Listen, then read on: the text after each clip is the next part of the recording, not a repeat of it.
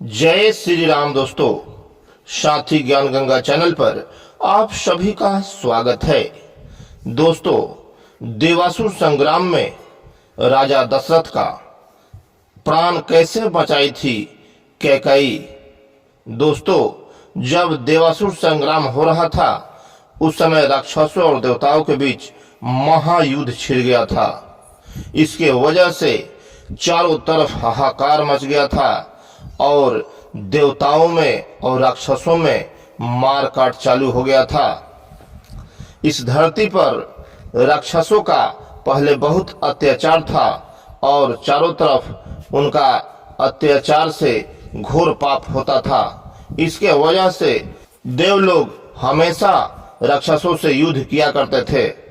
दोस्तों, उस समय जब देवासुर संग्राम छिड़ गया तो देवताओं और राक्षसों में भारी लड़ाई होने लगी।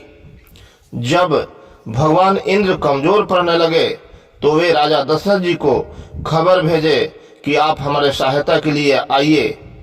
फिर राजा दशरथ जी जब तैयार होकर युद्ध में जाने लगे तो कैकेयी ने बोली कि हे स्वामी, मैं भी आपके साथ चलूंगी। दशरथ जी ने कैकेयी का बात मानकर उनको साथ में ले लिया। कहा जाता है कि देवासुर संग्राम में कैकेयी ने राजा दशरथ की रथ की सारथी बनी थी। दोस्तों, कैकेयी सारथी बनकर राजा दशरथ को युद्ध भूमि में ले गई और फिर राजा दशरथ युद्ध करने लगे। युद्ध होते होते एक बार अचानक उनके रथ की पहिए की कील निकल गई। कील निकलने के कारण रथ डगमगाने लगा और राजा घबरा गए। उसी समय कैकेयी ने अपनी हाथ की उंगली उस रथ के पहिए में लगा दी और फिर रथ चलने लगा।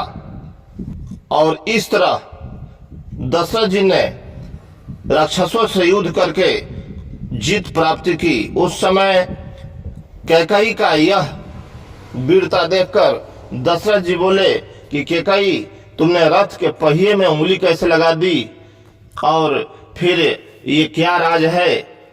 कैकेयी ने बताया।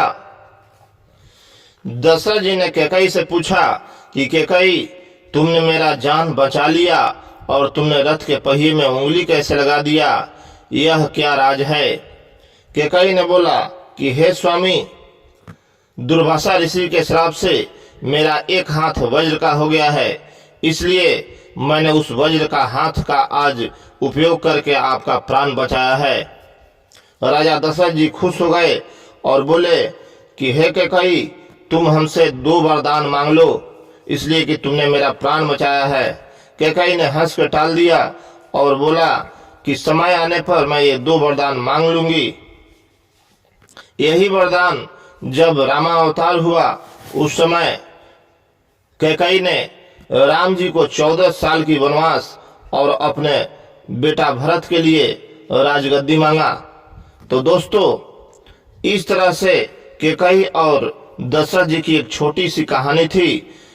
आपको कैसी लगी कमेंट में बताइएगा।